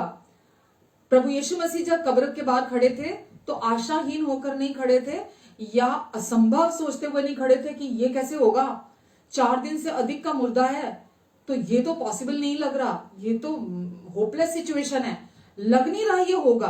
तो प्रभु यीशु मसीह का एटीट्यूड वो नहीं था कि होपलेसनेस थी या उनके अंदर ऐसा था कि ये इम्पॉसिबल सिचुएशन है। तो प्रभु यीशु मसीह जब उस कब्र के बाहर खड़े थे, आशा से भरे हुए खड़े थे, और वो ये जानते थे कि यह संभव नहीं है, ये पहले से ही परमेश्वर की ओर से ये प्रोविजन है इसके लिए, और वो संभव भी हुआ और लोगों ने परमेश्वर की महिमा को भी देखा। बिल्कुल वही जो मैं आपसे कह रही हूँ, जब हम लोग बैंकेट गए हैं, हम रेडी हुए, हम वहां तक पहुंचे हैं, आशाहीन नहीं थी मैं बिल्कुल भी उस परिस्थिति को असंभव के तौर पर नहीं देख रही थी कि ये तो इम्पॉसिबल सिचुएशन लग रही है, कहां से होगा, कैसे होगा, मतलब ये लास्ट मिनट में कैसे काम होगा। लेकिन हमारे परमेश्वर लास्ट सेकंड के भी परमेश्वर है, आखिरी क्षण के परमेश्वर है। तो वो आपको आखिरी क्षण तक भी वो चाहते हैं कि आप धन्यवादी बने रहें, कैसी भी सिचुएशन क्यों नहीं है। परमेश्वर की इच्छा आपके जीवन से यही है कि हम हर समय धन्यवादी बने रहें, ताकि परमेश्वर अपनी महिमा को हमारी जिंदगी से दिखाएं। तो जैसा चमत्कार लोगों ने वहां देखा लाजर का, जो यीशु ने वहां किया, जितने भी चमत्कार बाइबल के अंदर दर्ज हैं, यीशु ने जो किए, बहुत सारे किए, उनमें ये बहुत बड़ा चमत्कार माना जाता है, जो लाजर, सबसे बड़ा चमत्कार, जो 4 दिन का मुर्दा वहां से बाहर आ गया। तो आज परमेश्वर आपके लिए उससे भी कहीं गुना बढ़कर आपके जिंदगी में करना चाहते हैं। इसीलिए परमेश्वर चाहते हैं कि हम अपने अंदर धन्यवादी और अनुग्रहकारी आत्मा कल्टीवेट करें। अपने अंदर धन्यवाद देने वाला और अनुग्रहकारी आत्मा हम अपने अंदर कल्टीवेट करें। हम हर समय सिचुएशंस आएंगी, टाइम आएंगे, चैलेंजेस आएंगे, पर परमेश्वर चाहते हैं हम हर समय हम अपने संसारिक सोच, संसारिक समझ का सहारा ना लें, उसके हिसाब से चीजों को कैलकुलेट ना करें। ऐसा भी हो सकता था, ऐसा क्यों नहीं हुआ, ऐसा क्यों है, वैसा क्यों है। हम अपने हिसाब से अभी मतलब मैं आपको ये पता नहीं किसकी जरूरत है, मैं आपको हिम्मत देने के लिए कह रही हूं। अगर किसी का कोई प्रियजन चला जाता है दुनिया से, और अगर आप विश्वासी हैं और अगर आपका कोई प्रियजन चला गया, पहली बात तो हम आशाहीन नहीं है। हम ये जानते हैं कि जो भी यीशु में मरता है वो मरता नहीं है, वो अनंत जीवन में प्रवेश कर जाता है। तो अगर वो आपका प्रियजन है तो सोचिए कि आज दुनिया में ऐसे लोग हैं, सपोज वो अगर आपके आपकी मदर की डेथ हुई है, तो हम सोचते हैं क्यों मेरी मदर की डेथ हो गई। इतनी जल्दी क्यों दुनिया से चली गई, अभी उसको और रहना चाहिए था, ऐसा क्यों हुआ, ऐसा क्यों हुआ, ऐसा क्यों हुआ। आपके पास माँ है, माँ थी, आपने उस माँ के सुख को अपने जीवन में भोगा, आपने उनके साथ अच्छा टाइम बिताया, इसके लिए धन्यवाद देना चुनना ये आपका चुनाव है। क्यों हुआ, ऐसा नहीं होना चाहिए था, परमेश्वर यहाँ परमेश्वर कहीं जिम्मेवार है, परमेश्वर की कहीं कोई गलती है, या कुछ भी आप ऐसा सोचते हो, बजाय इसके आप अगर ये चुनाव करें कि बहुत सारे लोग दुनिया में ऐसे हैं जो अनाथ हैं, बहुत सारे दुनिया में ऐसे हैं जिनको माँ का सुख नहीं मिला, बहुत सारे ऐसे हैं कि उनकी माँ पैदा करते ही शायद मर गई, बहुत सारे ऐसे हैं जिन्होंने कभी माँ को एक्सपीरियंस ही नहीं किया उनकी लाइफ में, कहने को माँ ही नहीं है उनकी जिंदगी में, उन्होंने एक दिन भी अपनी माँ के साथ नहीं जिया, माँ ने कभी गोद में नहीं उठाया, उससे पहले माँ मर गई। बहुत सारे रीजन है आपके पास धन्यवाद देने के, पर क्योंकि आप वो धन्यवादी आत्मा नहीं कल्टीवेट करते, वो अनुग्रहकारी आत्मा अपने अंदर कल्टीवेट नहीं करते, इसलिए आप दुख, आंसू, पीड़ा, वो फीलिंग्स में, वो इमोशंस में आप बने रहते हैं। मेरे प्रियो, मैं आपको कहना चाहती हूँ, दुख के आंसू, पीड़ा के आंसू और ये जो हम भावनात्मक होकर आंसू बहाते हैं, ये परमेश्वर की इच्छा नहीं है हमारी जिंदगी में। परमेश्वर की ओर से मृत्यु भी परमेश्वर की इच्छा नहीं है। परमेश्वर के लिए सबसे बड़ा शत्रु जो है वो है मृत्यु, जो आखिरी शत्रु है। परमेश्वर की इच्छा हमारी जिंदगी में मृत्यु नहीं है, परमेश्वर हमारे लिए जीवन की इच्छा रखते हैं। पर क्योंकि ये हम जानते हैं, हम इस पतित संसार में रहते हैं और ये आदम की अनाज्ञाकारिता के कारण ये मृत्यु ने सारे मनुष्य जाति पर राज किया। पर वचन कहता है, जो कोई यीशु नाम पर विश्वास करता है, यदि वो मर भी जाए तो भी वो मरता नहीं, वो जिंदा रहेगा। तो अब हम इस चीज की खुशी मनाने की बजाय कि परमेश्वर ने क्योंकि मुझसे इतना प्रेम करते हैं, क्योंकि परमेश्वर ने इतना प्रेम किया मेरे अपने प्रियजन से भी, कि अब वो मरा नहीं है, वो हमेशा के लिए अनंत जीवन पा लिया, उसने अनंत में प्रवेश कर गया है। हम ये आत्मा कल्टीवेट करने की बजाय हम दुख में, शोक में, संताप में, पीड़ा में थोड़े समय तक तो ठीक है, क्योंकि हम अपने प्रियजन से अलग होते हैं, वो जब अलगाव होता है वो दर्द लेकर आता है, वो नेचुरल है, वो ठीक है, लेकिन लंबे समय तक उसमें बने रहना ये परमेश्वर कभी नहीं चाहते हैं। तो परमेश्वर चाहते हैं कि हम धन्यवादी बने रहें उन समयों पर, परमेश्वर के विषय में सोचते हुए, परमेश्वर के विषय में जानते हुए, और मतलब अपने जीवन में हम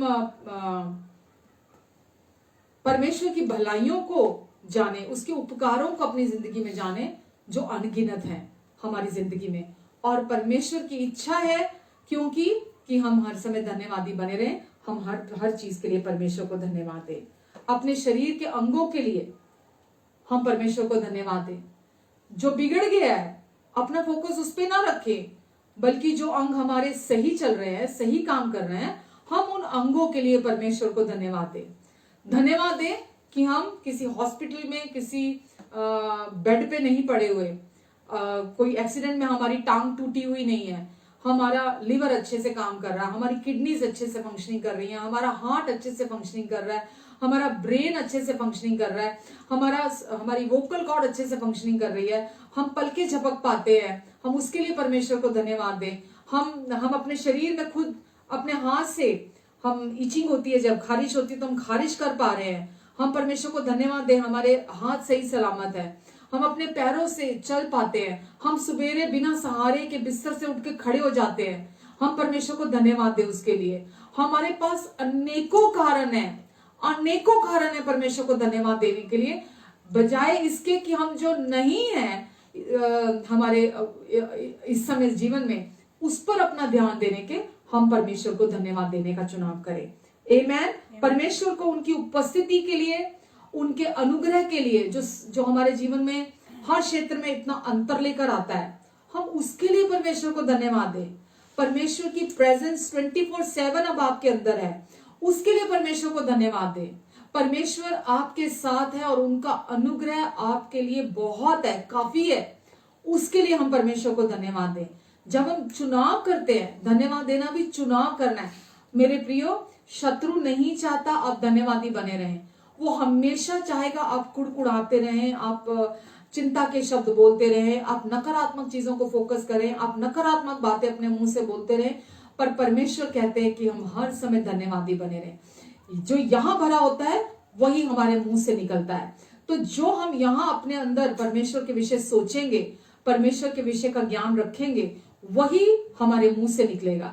और परमेश्वर कभी भी हमें लज्जित होने देना नहीं चाहते हैं। वो हम जब विश्वास करते हैं तो वो हमारे जीवन में अपनी महिमा को प्रकट करते हैं। प्रभु यीशु ने भी लाजर की बहनों से कहा कि मैं ना तुझे कहता था कि यदि तू विश्वास करे, मुझ पर विश्वास करे, तो तू मेरी महिमा को देखेगी। तो विश्वास करना क्या है? धन्यवादी होना विश्वास की लैंग्वेज है, विश्वास की भाषा है। आप विश्वास में चल रहे हैं या नहीं चल रहे हैं, क्या पहचान है उसकी? आप धन्यवादी हैं या नहीं है। यदि आप धन्यवादी हैं तो आप विश्वास में चल रहे हैं। जब आप विश्वास में चल रहे हैं तो ये परमेश्वर को प्रसन्न करता है। जब परमेश्वर आपसे प्रसन्न होते हैं तो परमेश्वर का अनुग्रह आपके जीवन में बहुतायत से बहाल होता है, फ्लो करता है। आमेन, आमेन। ना केवल उस समय आपके जीवन में आप परमेश्वर के आनंद को अनुभव करेंगे, बल्कि आप परमेश्वर की आशीषों को, परमेश्वर की बढ़ोतरी को, इंक्रीज को आप अपनी लाइफ में एक्सपीरियंस करेंगे। तो परमेश्वर चाहते हैं कि आप हर समय परमेश्वर को धन्यवाद दें, ताकि परमेश्वर का आत्मा आपकी जिंदगी में काम करे। अब नेक्स्ट टाइम जब भी आप प्रार्थना करें तो आप ये अपने आप को ये प्रार्थना ना करें कि परमेश्वर मेरी मदद करें, परमेश्वर मेरे लिए ऐसा करें, मेरे लिए वैसा करें, या परमेश्वर ये आपने क्यों कर दिया, या वो आपने क्यों कर दिया। ये प्रार्थना ना करें, बल्कि आप प्रार्थना इसके स्थान पर करें कि परमेश्वर धन्यवाद, जैसा यीशु ने कहा था, धन्यवाद मुझे सुनने के लिए, आप हमेशा मेरी सुनते हैं।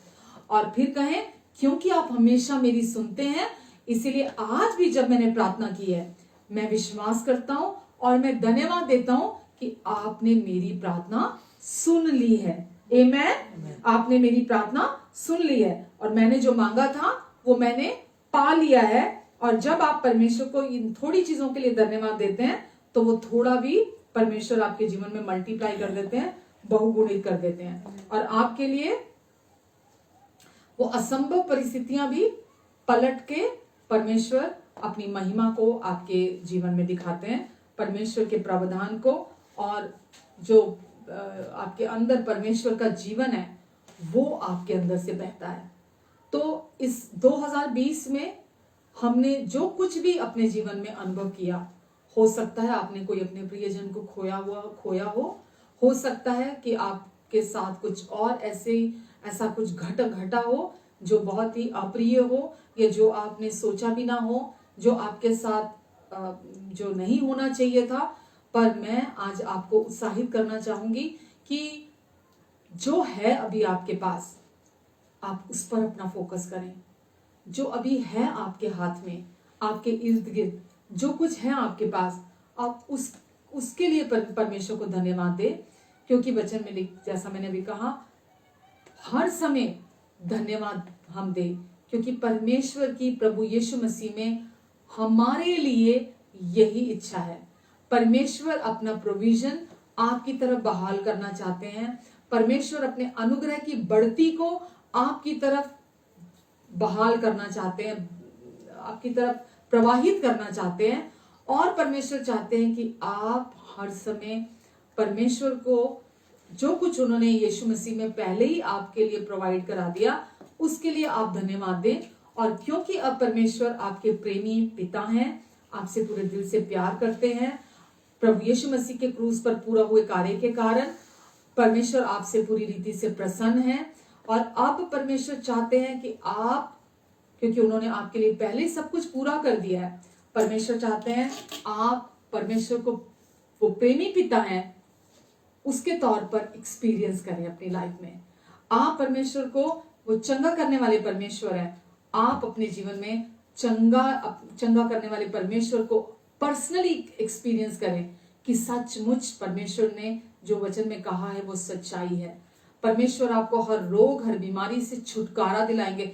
जो 4 दिन से अधिक के मुर्दे को जिंदा कर सकते हैं धन्यवाद के द्वारा। धन्यवादी वो स्पिरिट कल्टीवेट करें अपने अंदर, क्योंकि यीशु हमेशा धन्यवादी आत्मा के साथ आगे बढ़ते थे। हमेशा वो धन्यवाद देते थे पिता को, और चमत्कार उनके द्वारा होते थे, यीशु में होते थे। तो परमेश्वर आपसे भी यही चाहते हैं। आपकी हो सकता है कोई शारीरिक जरूरत हो, कोई मानसिक जरूरत हो, कोई भावनात्मक जरूरत हो, कोई आर्थिक जरूरत हो, कोई भी सामाजिक किसी भी प्रकार की कोई जरूरत हो, पारिवारिक जरूरत हो। परमेश्वर चाहते हैं पहले आपके पास जो है आप उसके लिए परमेश्वर को धन्यवाद दें। जब आप उसके प्रति धन्यवादी बने रहेंगे निरंतर, आज चुनाव कीजिए, अभी चुनाव कीजिए कि मैं अब जब 2021 में प्रवेश करने जा रहा हूं और एक दिन रह गया है, तो मैं अब इस 2021 में मैं परमेश्वर के अनुग्रह को अपने जीवन के हर क्षण में मैं देखना चाहता हूं।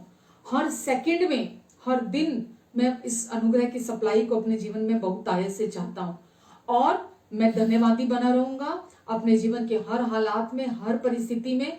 चाहे कुछ भी हो जाए, कुछ भी नकारात्मक मेरे जीवन में मुझे क्यों ना दिखाई दे, जो है, जो लोग, हो सकता है आपने अपना कोई प्रियजन खोया हो, मैं उस दुख को, उस वेदना को समझ सकती हूँ, क्योंकि मैंने भी अपने प्रियजनों को खोया अपने जीवन में। लेकिन आपके पास अभी जो प्रियजन हैं पीछे, अभी जब आप उन पर अपना फोकस करेंगे, उनके लिए धन्यवादी होंगे कि पिता मैं धन्यवाद देता हूँ। बहुत सारे लोगों के पास परिवार ही नहीं है, कहने के लिए कहने भर के लिए भी रिश्ते नहीं है, बिल्कुल अकेले हैं इस दुनिया में, उनके पास कोई नहीं है अपना कहने को, वो बिल्कुल अकेले हैं। तो परमेश्वर को धन्यवाद देना शुरू करें कि पिता धन्यवाद देता हूं मैं कि मेरे पास परिवार है। अगर आपके पास रहने के लिए छत है, भले वो किराए का घर क्यों नहीं है, तो पिता को धन्यवाद दें कि पिता, बहुत सारे लोग ऐसे हैं जो आज भी सड़क पर पड़े हैं, इतनी ठंड में है, पर मैं धन्यवाद देता हूं कि मेरे पास मेरा घर है, मेरे पास गर्म कमरे हैं, मेरे पास गर्म कपड़े हैं जो मैं पहन सकता हूं, जो मैं ओढ़ सकता हूं, मेरे पास 2 जोड़ी कपड़े से अधिक कपड़े हैं, मैं उसके लिए धन्यवाद देता हूं। 2 जोड़ी से अधिक पहनने के लिए चप्पल है मेरे पास, मैं उसके लिए आपको धन्यवाद देता हूं। मेरे पास बहुतायत है, आपने मुझे इतना दिया है, मैं उसके लिए आपको धन्यवाद देता हूं। मेरे पास, मेरे अकाउंट में आज जितनी मुझे जरूरत है पूरा दिन में, अभी जो समय बाकी बचा, जो कुछ घंटे आज के दिन में बचे हैं, उतने पैसे तो आपको चाहिए भी नहीं है आज आपको खर्च करने के लिए, पर मेरे अकाउंट में आज के दिन जितने मुझे चाहिए उससे कहीं अधिक अमाउंट है, मुझे उतना चाहिए भी नहीं है, मैं उसके लिए आपको धन्यवाद देता हूं। परमेश्वर कहते कल की चिंता मत करो, क्योंकि कल अपनी चिंता आप खुद कर लेगा।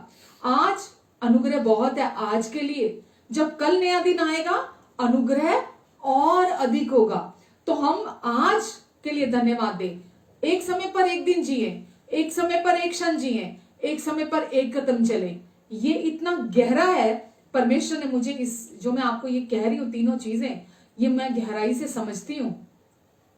परमेश्वर ने मुझे इन पर चलना सिखाया है, मैं सीख रही हूं, अभी भी सीख रही हूं इन पर चलना, और मैं अनुभव से ही आपको ये बातें कह रही हूं। जब आप धन्यवादी बने रहेंगे, आप एक समय पर एक कदम चलेंगे।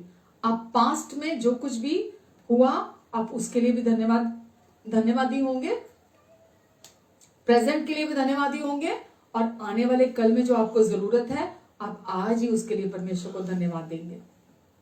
आप आज परमेश्वर के प्रति कॉन्फिडेंट होंगे और आप धन्यवाद के साथ रिसीव करेंगे कि धन्यवाद परमेश्वर पिता, मैंने उसे पा लिया, और आप शांति में होंगे, आप विश्वास का जीवन जिएंगे।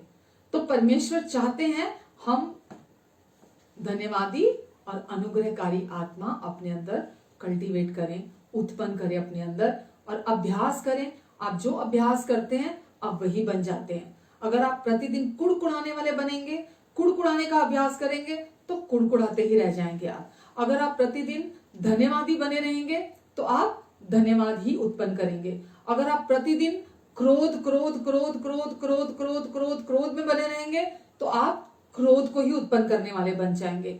यदि आप प्रतिदिन परमेश्वर के वचन को पढ़ेंगे, परमेश्वर के वचन के विषय में सोचेंगे, तो परमेश्वर का वचन ही आपके अंदर उत्पन्न होगा। आप जो सोचते हैं आप वही बन जाते हैं, वही आप उत्पन्न करने लगते हैं। तो आप जो चुनाव करेंगे, अगर आप धन्यवादी बने रहने का चुनाव करेंगे तो आप अपने जीवन में उसे ही उत्पन्न करेंगे। तो ये आप पर है कि आप इस साल में क्या अपने जीवन में आप निर्णय लेते हैं, आप क्या चुनाव करते हैं कि मुझे जो भी इस 2020 में हुआ, मैं जब पीछे मुड़कर देखता हूं, जो भी आज मैं हूं, जहां भी मैं आज हूं, मैं धन्यवादी होने का चुनाव करता हूं। और मैं परमेश्वर को धन्यवाद देता हूं क्योंकि वो मेरे अच्छे और भले पिता हैं। वो मेरे लिए हैं, वो मेरे साथ हैं, वो मेरी और हैं। और कुछ भी मेरे जीवन में, वचन में लिखा है, धर्मी के विरुद्ध कोई हथियार सफल नहीं होगा। धर्मी के लिए कोई बैड न्यूज नहीं है। धर्मी के निकट कोई भी बुराई नहीं आएगी, कोई भी डर नहीं आएगा। धर्मी को डरने की जरूरत नहीं है। धर्मी जवान शेरों की तरह निडर होते हैं क्योंकि वो धन्यवादी होते हैं। आमेन। और परमेश्वर की महिमा को वो देखते हैं। तो आज मैं आप तक यही एक बात पहुंचाना चाहती थी कि परमेश्वर चाहते हैं कि हम हर समय, हर परिस्थिति में परमेश्वर को धन्यवाद दें।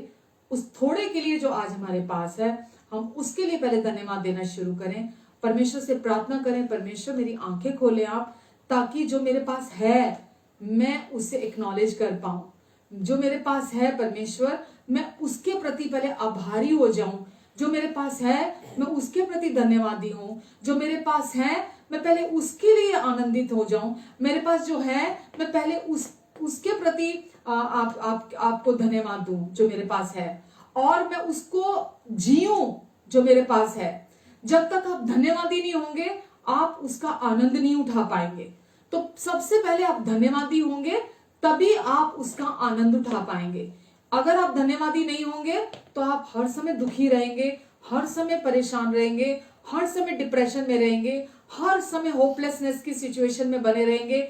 हर समय आपको अपने जीवन में चीजें डिफिकल्ट लगेंगी। हर समय आपको लगेगा नहीं यार, ये तो चीजें इम्पॉसिबल हैं, ये तो कभी बदलेंगी नहीं मेरी जिंदगी में। आप हमेशा ऐसा सोचते रहेंगे, और जो आप सोचेंगे, जो आप प्रैक्टिस करेंगे, वही आप बने रहेंगे, वही आपकी जिंदगी में उत्पन्न करेंगे आप। हालेलुया। तो इसीलिए हम धन्यवादी होना चुनाव करना है। हम धन्यवादी होना चुनते हैं क्योंकि यही विश्वास की लैंग्वेज है, यही विश्वास की भाषा है। जब आप धन्यवादी होते हैं तो आप परमेश्वर को प्रसन्न करते हैं, क्योंकि विश्वास करना है, धन्यवाद का चुनाव करना, और परमेश्वर का अनुग्रह आपके जीवन में बहता है। आमेन। हालेलुया। तो आइए हम पिता को धन्यवाद देते हैं। परमेश्वर पिता, आज के वचन के लिए हम आपको धन्यवाद देते हैं। आपने परमेश्वर हमारी मदद की, सहायता की, और आपने हमें इस 2020 में, आज जब हम आखिरी सप्ताह में, आखिरी मीटिंग हम ले रहे हैं बुधवार की, तो आपने हमें आज सिखाया कि कुछ भी पीछे हुआ है उसके जिम्मेवार आप नहीं हैं। जो भी घटा बीता उसके जिम्मेवार आप नहीं हैं, क्योंकि आप अच्छे, प्रेमी और भले पिता हैं। और हम आपको धन्यवाद देते हैं परमेश्वर, क्योंकि वचन कहता है जो युक्ति शत्रु ने हमारे बुराई के लिए तैयार की थी, आपने उसे ही हमारी भलाई में पलट के रख दिया। जो कुछ भी इनकी जिंदगी में बुरा घटा है अगर किसी की भी, तो पिता आपका प्रॉमिस है कि आप उसे ही इनकी भलाई में पलट के रख देंगे। और ये आपकी विश्वास योग्यता को देखेंगे, क्योंकि आप योग्य हैं सब कुछ को बदल देने के लिए। आपका अनुग्रह, आपकी उपस्थिति इनकी जिंदगी में सब कुछ को पलट के रखने वाली है। मैं धन्यवाद देती हूँ प्रभु। मैं प्रोफेसाई करती हूँ इनकी जिंदगी में कि जो कुछ भी इनकी जिंदगी में बुरा घटा था, आप उन सारी बातों को इनकी भलाई में पलटने जा रहे हैं। मैं धन्यवाद देती हूँ परमेश्वर, आपको धन्यवाद देती हूँ प्रभु।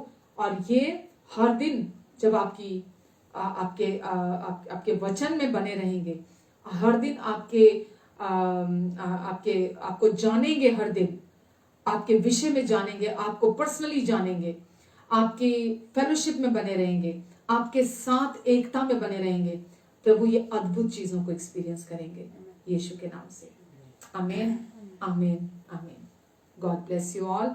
आइए प्रभु भोज के लिए अगर आप तैयार हैं तो हम प्रभु भोज लेते हैं एक साथ मिलकर। कोई भी रोटी और ब्रेड ले सकते हैं आप। और वचन कहता है कि प्रभु यीशु मसीह ने रोटी ली, धन्यवाद देकर तोड़ी। प्रभु यीशु ने ये भी धन्यवाद देकर तोड़ी और प्रभु यही चाहते हैं कि जब भी हम प्रभु भोज लेते हैं तो हम धन्यवाद देकर तोड़ते हैं, क्योंकि ये यीशु की देह है, सिंबॉलिक है ये ब्रेड यीशु की देह के प्रति, कि यीशु ने अपनी देह तोड़वाई, सिद्ध और पवित्र देह, ताकि हम इसमें से खाएं। क्योंकि जब हम धन्यवाद देके इसमें से खाते हैं तो जो भी इन्फॉर्मिटी, जो भी डिजीज, जो कोई भी कमी घटी हमारे बॉडी में होती है, जो भी सिम्टम है, वो वहां बने नहीं रहते। तो आप थोड़े में विश्वास करते हैं, थोड़ा लेते हैं, विश्वास से लेते हैं, रिसीव करते हैं, प्रभु के वचन को लेते हैं और वो आपके अंदर जाके पूरा काम करता है।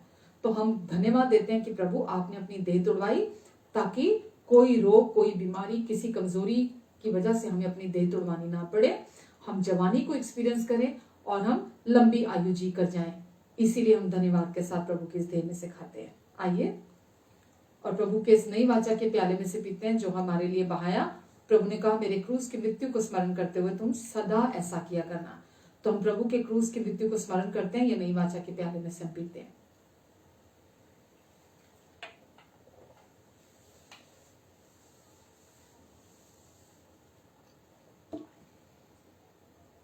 धन्यवाद देते प्रभु जी हम आपको, आपके अनुग्रह के लिए। प्रभु इस समय जितने लोग भी ऑनलाइन हैं, जो कोई भी इस प्रार्थना में हमारे साथ राजी है, प्रभु यीशु के नाम से इनके शरीर से मैं हर एक रोग, बीमारी के, कमजोरी के सारे सिम्टम्स को सिर के तालू से लेकर पैर के तलवों तक इनके शरीर से बाहर निकल जाने का आदेश देती हूँ प्रभु यीशु के नाम से। प्रभु मैं छुटकारे की घोषणा करती हूँ, चंगाई की घोषणा करती हूँ। प्रभु यीशु आपने इनके लिए अपने ऊपर कोड़े खाए ताकि ये आप में चंगे हो जाएं, और ये इस समय भी चंगे हैं, यही इनके विषय का सच है। प्रभु आपने चंगाई दी, छुटकारा दिया, और प्रभु अपने अनुग्रह की सप्लाई दी बहुतायत से, ताकि ये चंगाई में चलें, ताकि ये स्ट्रांग होकर जिए, कोई रोग, कोई बीमारी, कोई कमजोरी ना हो। आपने इनकी जवानी को भी उकाब की तरह नया कर दिया है, और आपने इन्हें लंबी आयु की आशीष दे दी है यीशु के नाम से। आमीन, आमीन, आमीन। हालेलुया। धन्यवाद देते प्रभु आपको।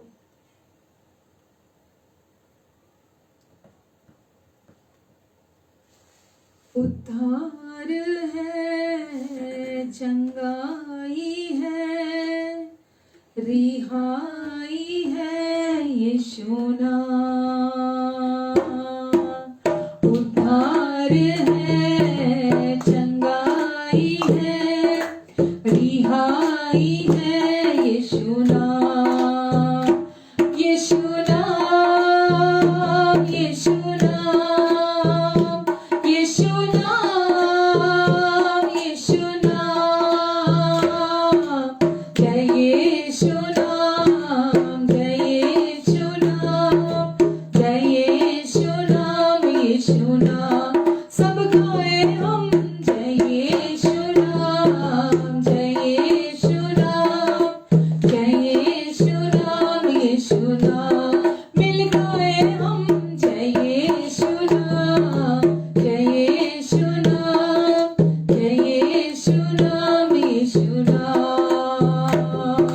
भक्ति भी है, शक्ति भी है, शांति भी है यीशु नाम। भक्ति भी है, शक्ति भी है, शांति भी है यीशु नाम। यीशु नाम, यीशु नाम, यीशु नाम, यीशु नाम। जय यीशु नाम, जय यीशु नाम, जय यीशु नाम, यीशु नाम। सब गाए हम जय यीशु नाम, जय यीशु नाम, जय यीशु नाम, यीशु नाम। मिल गाए हम जय यीशु नाम, जय यीशु नाम, जय यीशु नाम, यीशु नाम। आमेन, आमेन। परमेश्वर धन्यवाद। आप हमें इसलिए प्यार नहीं करते क्योंकि हम बहुत प्यारे हैं, आप हमें इसलिए बहुत प्यार करते हैं क्योंकि आप बहुत प्यारे हैं, आप बहुत अच्छे हैं। आप इसलिए हमारी जिंदगी में अपनी भलाइयों को नहीं दिखाते कि हमने बहुत भले काम किए हैं। आप इसलिए हमारी जिंदगी में अपनी भलाइयों को दिखाते हैं क्योंकि आप हमारे भले पिता हैं। परमेश्वर, हम धन्यवाद देते हैं, हमारा भरोसा अपनी किसी भी बात पर नहीं है।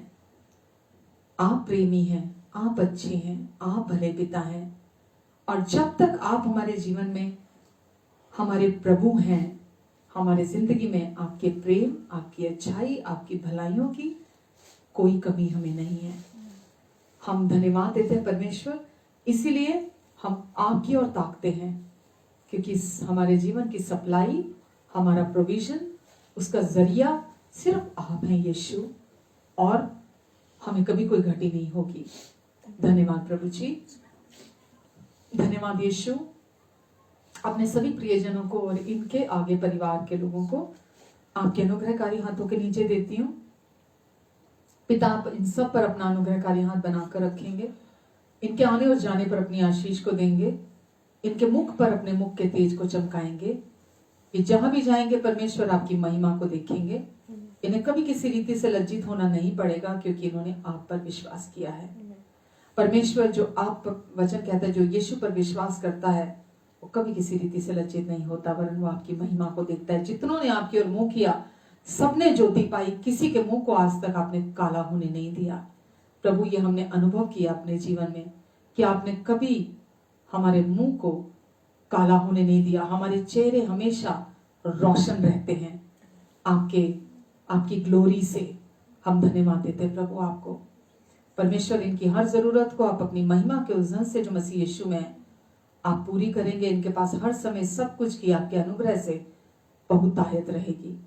परमेश्वर, आप इन्हें शैतान के हर झूठ और धोखे से बचाकर रखेंगे, उस दुष्ट की हर चाल से आप इन्हें बचाकर रखेंगे।